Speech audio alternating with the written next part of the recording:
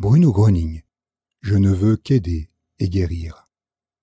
La vie de Bruno Gröning, pour enfants, jeunes et adultes.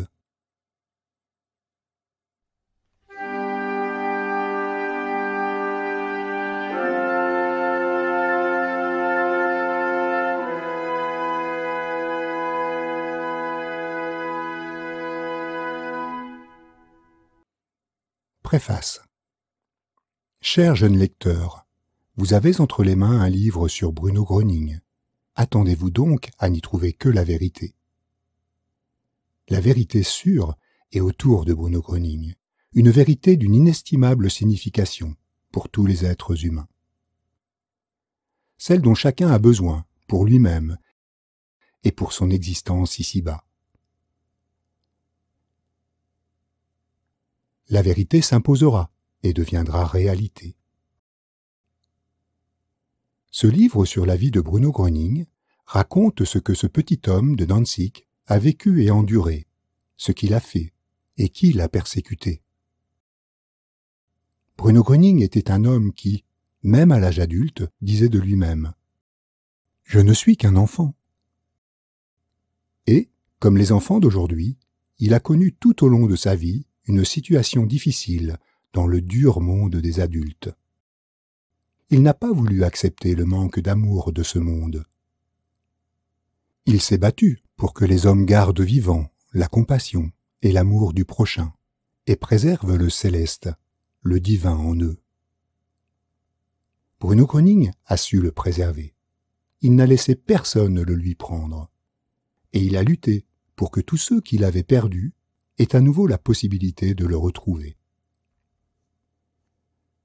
Pour y arriver, il a dû dégager le chemin divin, qui était obstrué par des ronces. Le lien avec Dieu était rompu, et il a dû le rétablir. Il a dû reconstruire le pont, qui mène les êtres humains vers Dieu. Il devait les ramener du chemin de la souffrance vers le chemin divin. Ce n'était pas facile. Cela a déclenché de nombreuses forces opposées, qui ont tout mis en œuvre pour l'anéantir. Cependant, Bruno Gröning ne s'est pas laissé abattre.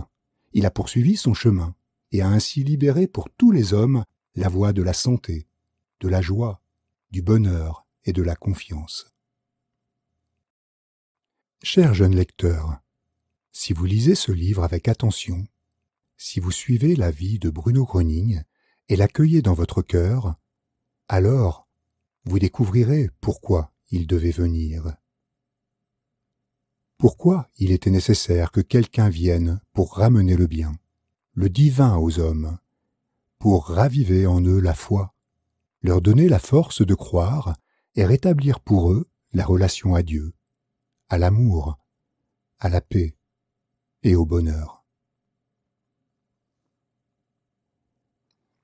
Je vous souhaite de pouvoir tous vivre le bien que Bruno Gröning avait et a encore aujourd'hui à donner.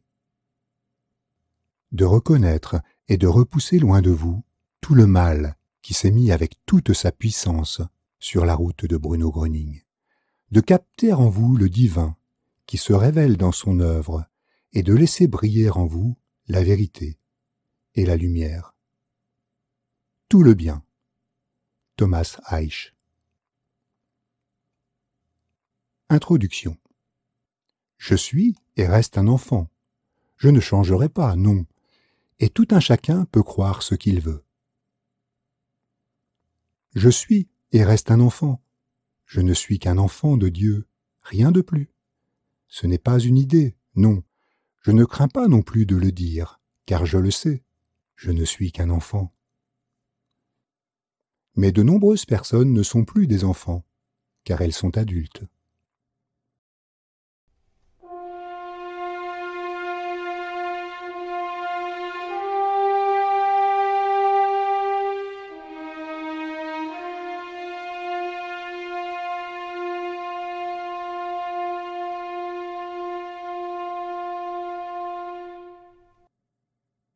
Chapitre 1. Enfance et adolescence. Bruno Gröning est né le 30 mai 1906, à Danzig. une ville lointaine d'Europe de l'Est, située sur la mer Baltique et entourée de grandes forêts. Aujourd'hui, Danzig appartient à la Pologne, mais à l'époque, elle faisait encore partie de l'Allemagne. Quand le petit Bruno vint au monde, ses parents avaient déjà 3 enfants. Après lui, il en naquit encore 3. Il était donc le 4e d'une fratrie de 7, juste au milieu. Ses parents étaient des gens simples. Son père, Auguste, était chef d'une équipe de maçons. Sa mère, Margaret, était issue d'une famille d'artisans. Ils constatèrent que, déjà tout petit, Bruno était différent des autres enfants. Parfois, quand le père rentrait du travail, en bougonnant et en faisant du tapage, on entendait subitement des voix fortes venant de la chambre du petit Bruno. Quand les parents, effrayés, allaient voir, tout était à nouveau calme, et le petit, paisiblement couché dans son berceau. Mais le père cessait alors de crier, et se déplaçait doucement dans la maison. De tels événements, et d'autres semblables, déconcertaient ses parents et ses frères et sœurs. Cela effrayait même son père. Et plus Bruno grandissait, plus les autres le trouvaient étrange. Il fut bientôt considéré comme un original et traité de cinglé.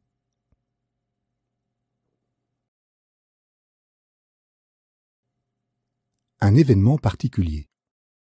Repoussé par la dureté de son entourage, le petit Bruno fuyait dans la nature. Il se sentait plus attiré par les animaux, les arbres et les buissons que par les hommes. Souvent, il disparaissait des jours entiers dans la forêt proche. À ce sujet, il écrivit un jour « Là, je faisais l'expérience de Dieu. Dans chaque buisson, dans chaque arbre, dans chaque animal, voire même dans les pierres. Partout je pouvais rester à méditer pendant des heures. À vrai dire, je n'avais pas la notion du temps. Et c'était toujours comme si toute ma vie intérieure s'étirait jusqu'à l'infini. »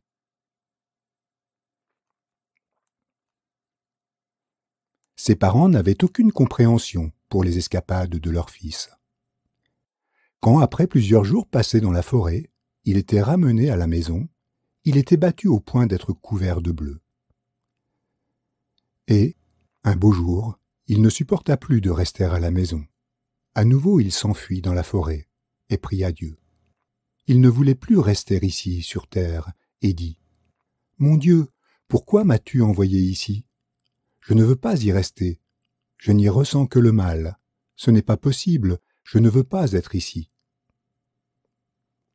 Et Dieu lui répondit « Tu as vu la détresse, la misère et les douleurs des hommes, et tu as voulu les aider. Tu m'as demandé de venir sur terre pour les en libérer, et je te l'ai accordé. Et maintenant, tu es là. »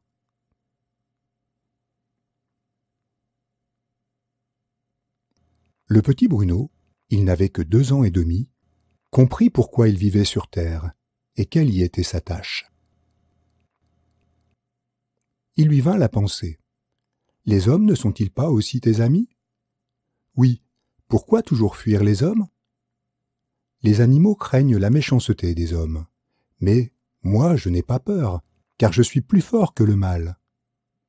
Je veux montrer à tous les hommes que je suis plus fort. Mais tu n'es plus malade. Ce qu'il voulait dire par « je suis plus fort que le mal » devint bientôt clair. Hommes et animaux recouvraient la santé en sa présence. Il décrivit ainsi comment cela arriva. À nouveau vint une pensée, alors que je me trouvais devant un malade. Puisque la maladie a disparu du corps de certains animaux, alors que je disais simplement « Cher petit animal, tu vas bientôt recouvrer la santé », et qu'il en était ainsi, ce doit être la même chose pour les êtres humains. Lorsque la pensée fut bien ancrée en moi, le corps de cette personne fut libéré de toutes ses affections.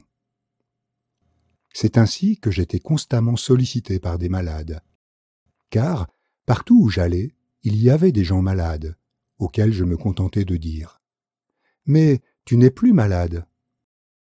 Ou encore, quand certains disaient « Il va mourir », je répliquais « Non, il n'est pas près de mourir, il va guérir. » Je restais peu de temps auprès de chaque malade. Je m'approchais de lui et lui disais vite et tout bas les paroles déjà citées, puis je disparaissais, rapide comme l'éclair. Pendant la Première Guerre mondiale, il se rendit souvent dans les hôpitaux militaires.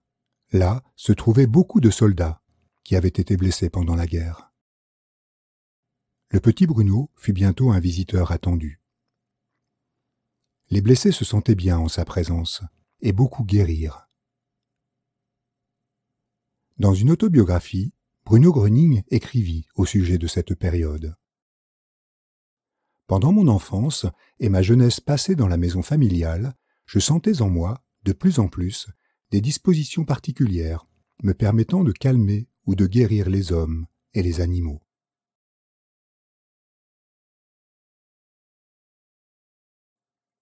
Dès mon plus jeune âge, des malades étaient libérés de leurs affections en ma présence, et, enfants comme adultes, énervés ou querelleurs, retrouvaient pleinement leur calme, grâce à quelques mots de ma part.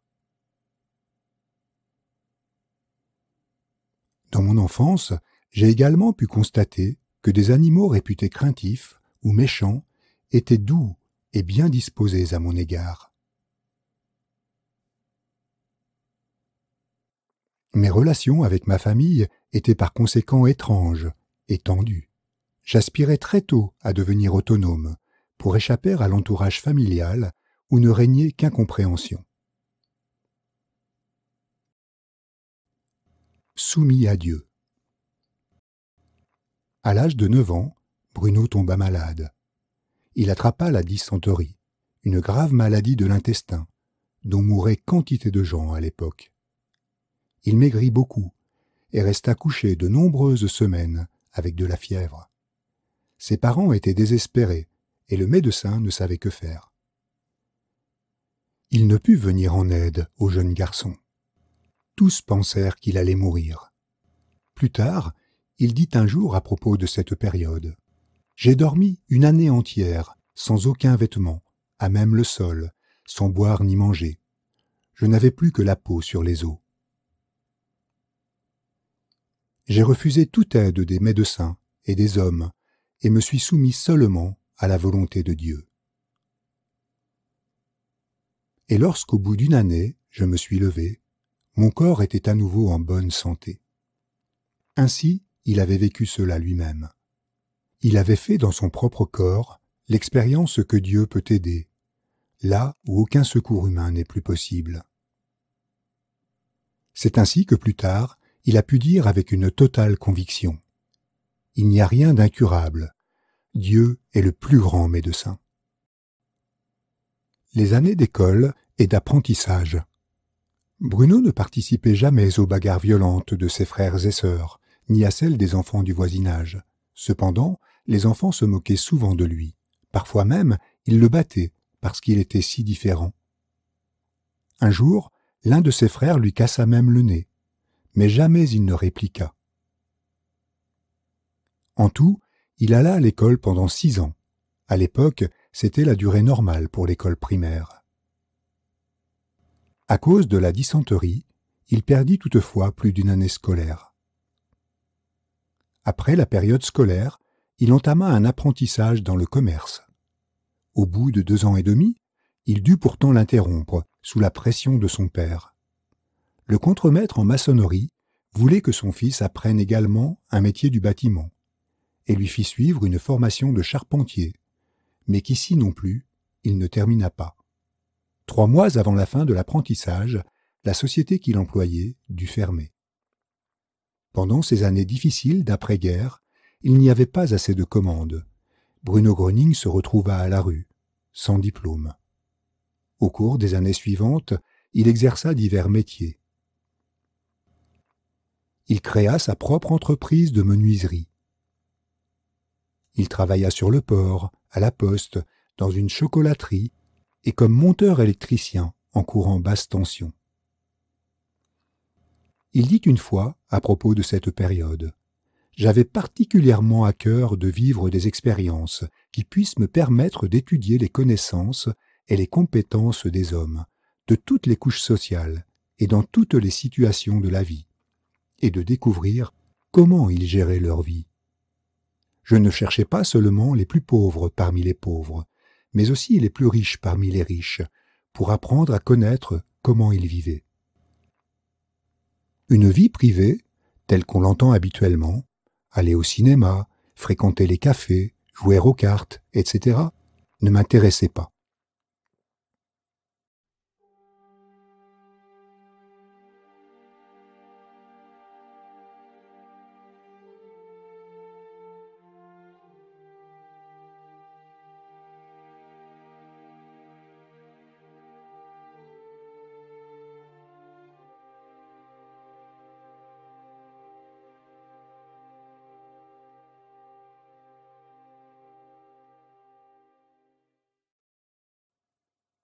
Chapitre 2. La période de Danzig et la guerre. Il se maria à 21 ans, mais sa femme n'avait aucune compréhension pour lui. Elle voulait l'avoir pour elle seule et considérait les guérisons comme des lubies, des absurdités ou d'étranges caprices. En 1931 et 1939 naquirent leurs fils Harald et Günther. Ils étaient sa grande joie, mais les deux moururent très jeunes. Bien que de nombreuses personnes aient déjà recouvré la santé grâce à Bruno Gröning, son épouse ne croyait pas à la force curative de son mari. Quand les enfants tombèrent malades, elle les éloigna de lui et les fit admettre, à son insu, à l'hôpital. Cependant, les médecins ne purent les aider. Harald mourut, encore à Danzig, Günther plus tard à Dillenburg. Tous deux n'avaient que 9 ans. Pour Bruno Gröning, ce furent de durs coups du destin. Même des années après, les larmes lui venaient encore quand il parlait de ses fils. Ainsi, la période entre les deux guerres fut pour Bruno Gröning une préparation de ses actions futures. Il dut faire de nombreuses expériences amères pour pouvoir comprendre les gens dans toutes les situations et compatir à leur détresse. Les guérisons continuent. Pendant cette période, de nombreuses guérisons eurent également lieu. Ainsi, son père écrivit plus tard « J'étais moi-même atteint d'une maladie grave et les médecins me considéraient comme perdu. Une brève intervention de mon fils Bruno suffit à me rendre la santé. » Un voisin déclara « J'ai ressenti la force curative de Bruno Gröning, déjà lorsque nous étions voisins, à Danzig, Langfurt. Je fus souvent délivré de douleur. » Une autre voisine témoigna « J'ai connu M. Gröning en 1928, à Danzig, ma ville natale. À l'époque, il s'intéressait déjà aux choses spirituelles. Il aidait et guérissait des gens. Je connais au moins 20 cas qui furent couronnés de succès. Je peux donner de nombreuses preuves de cas où M. Gröning a aidé des enfants qui, par exemple, étaient paralysés ou ne pouvaient ni entendre ni voir. À chaque fois, cela a marché. Nous-mêmes et les gens qu'il a aidés, nous nous trouvons encore aujourd'hui devant une énigme. Autrefois, nous nous creusions la tête pour comprendre comment cela était possible. » Un autre voisin écrivit plus tard un rapport complet sur cette période. On peut y lire entre autres. Souvent, il renonçait à son sommeil, à ses revenus. Une seule chose comptait pour lui, aider. À l'époque déjà, on l'appelait auprès de malades qui le suppliaient de les aider, même la nuit. Mais peu importe de quoi il s'agissait, jamais il n'a pris un seul pfennig pour cela. Au contraire, il donnait même à ces gens le peu d'argent qu'il possédait. Et même, quand quelqu'un le remerciait pour n'importe quel service, Bruno Gröning lui disait d'exprimer plutôt sa gratitude en faisant du bien à son prochain. À de nombreuses occasions, j'ai pu l'accompagner et me convaincre de ses actions.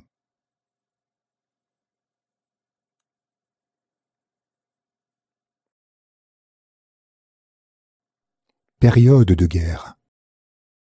En 1939 débuta la Seconde Guerre mondiale. Ce fut un terrible événement. Ce fut une guerre qui s'étendit presque à toute la terre et des millions de personnes y furent tuées. En 1943, Bruno Gröning dut également être enrôlé comme soldat. Cependant, il rencontra des difficultés. Il avait dit « Que vous m'envoyiez ou non sur le front, je ne tuerai quand même personne, ça, je ne le peux pas. » C'est pourquoi on voulut le traduire devant le Conseil de guerre. Là, il aurait pu être condamné à mort. Mais finalement, il fut tout de même envoyé au front, là où les soldats ennemis se faisaient face et combattaient. Mais à cette époque aussi, le comportement de Bruno Gröning témoigna de son souhait d'aider les autres. Même au front, il saisissait chaque occasion d'intervenir en faveur de ses camarades ou de la population. Ainsi, dans un village russe où les habitants risquaient de mourir de faim, il donna à la population accès aux réserves alimentaires de l'armée.